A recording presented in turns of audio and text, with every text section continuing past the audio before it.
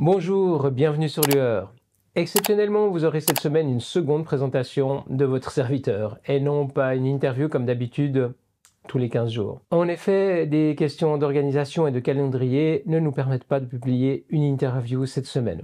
Tant pis, vous aurez à me supporter ou à passer plus loin. Comme nous étions dans les considérations bibliques la semaine passée avec Barabbas et la question du doute, j'aimerais rester dans les explorations bibliques ou en tout cas en relation avec la Bible.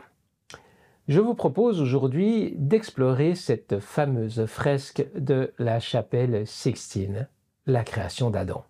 Fresque immensément célèbre qui est l'une des 150 scènes représentées sur le plafond de la chapelle Sixtine, à près de 20 mètres de hauteur, peinte grâce à des échafaudages par Michelangelo qui peint la plupart du temps debout, la tête renversée en arrière pendant des heures, des jours, des mois et des années.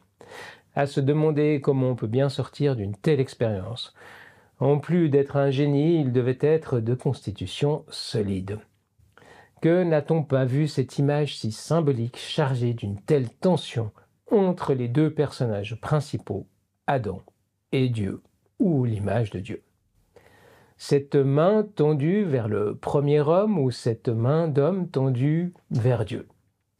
Cette fresque était assez osée car elle représente Dieu en entier, ce qui était plutôt rare, et là, aucun doute, l'homme est bien à l'image de Dieu. Mais est-ce que le message s'arrête là? Et si Michelangelo avait essayé de nous dire autre chose en représentant cette scène? Quelque chose qui nous aurait échappé pendant des siècles et que certains intellectuels pensent avoir découvert en regardant le plafond de la chapelle Sixtine. Il y aurait, en effet, peut-être un message caché dans cette fresque, un message que nous allons essayer de décoder. En 1990, le médecin Franklin Meshberger propose une théorie selon laquelle Michelangelo aurait représenté un cerveau humain en créant le drapé rouge qui enserre la figure divine et les chérubins. Ce drapé délimite bien les contours de la scène divine, comme pour souligner qu'elle ne fait pas partie du même monde que le monde réel, mais appartient soit au monde divin, soit au monde de la pensée. Et c'est vrai que si on superpose les deux images, on doit bien avouer qu'il y a des ressemblances troublantes entre l'anatomie d'un cerveau humain et cette fresque. Il y a par exemple ce que l'on appelle la fissure sylvienne, qui est un des sillons accueillant l'artère cérébrale moyenne. Le chiasme optique, qui est la partie du cerveau où les deux nerfs optiques se croisent. La glande pituitaire, qui contrôle les sécrétions hormonales, ou encore le bulbe rachidien, représenté par la jambe d'un chérubin dépassant nonchalamment du drapé, tout comme le vrai bulbe dépasse la masse cérébrale pour conduire à notre épine dorsale. Quand on a vu cette superposition une seule fois, il n'est plus possible de ne pas voir un cerveau quand on regarde cette fresque. Ça en devient tellement évident que c'en est troublant et on reste certainement à jamais avec cet énorme doute. Michelangelo a-t-il vraiment voulu représenter un cerveau? Et si oui, pourquoi? Quel était son message? D'abord, il convient de rappeler qu'à son époque, les peintres de la Renaissance connaissaient très bien le corps humain et l'anatomie du corps humain aussi bien intérieur qu'extérieur. Si les dissections n'étaient pas encouragées par l'Église, elles étaient malgré tout tolérées et soumises à autorisation.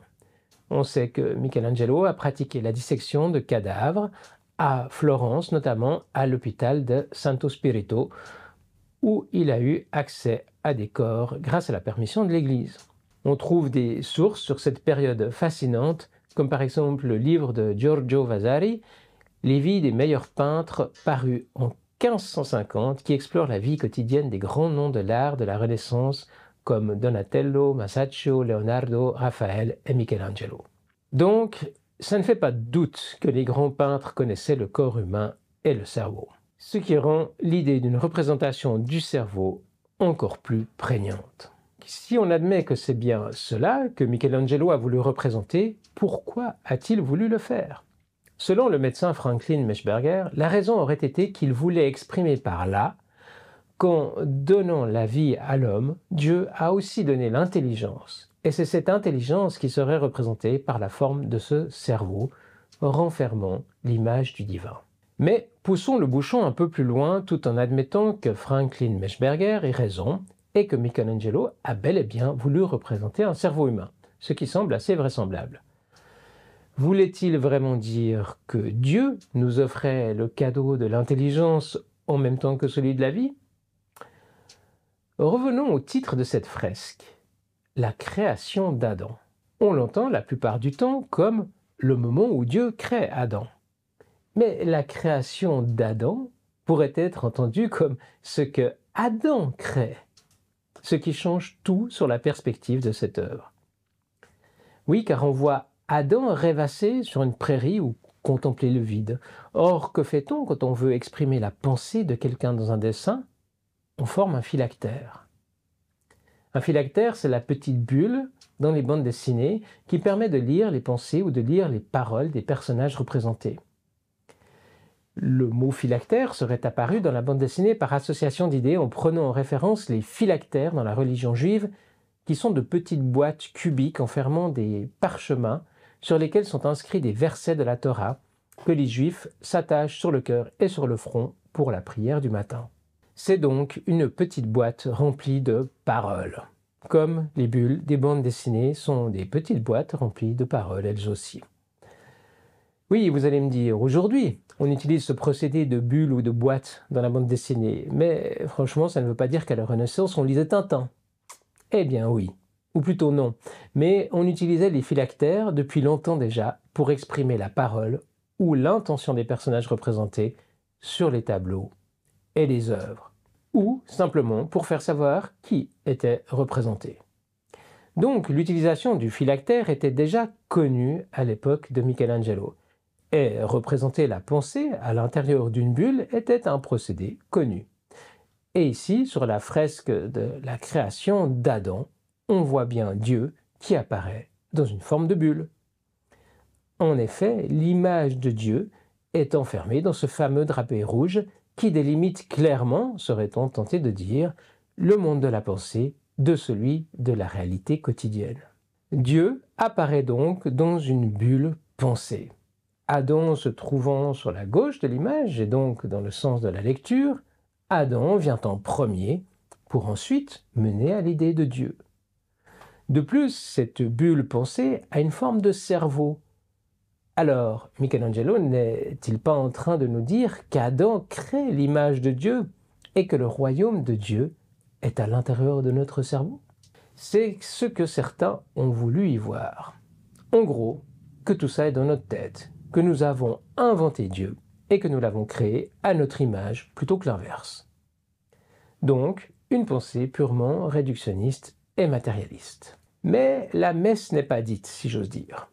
On pourrait aussi dire, à la manière platonicienne, que le monde divin est aussi celui des idées. Nous aurions donc, de la part de Michelangelo, une analyse fine et pas forcément réductionniste du divin. Cela ne veut pas forcément dire que Dieu est une création humaine, cela peut aussi vouloir dire que le cerveau est le royaume, car c'est l'organe, l'interface, qui permet le dialogue entre l'humain et le divin. Et c'est aussi ce qu'on retrouve dans bien des approches de théorie de conscience universelle ou d'idéalisme philosophique. C'est cette idée que le cerveau est un filtre qui permet à la conscience de s'exprimer de manière dissociée et donc le lieu d'expression privilégié du royaume divin. Et vous, qu'en pensez-vous? Que voulait dire Michelangelo en peignant Dieu dans un cerveau, si toutefois c'est ce qu'il a voulu faire? Merci de me donner vos commentaires et idées à ce propos. Merci de m'avoir écouté jusqu'ici. À la prochaine. Ciao.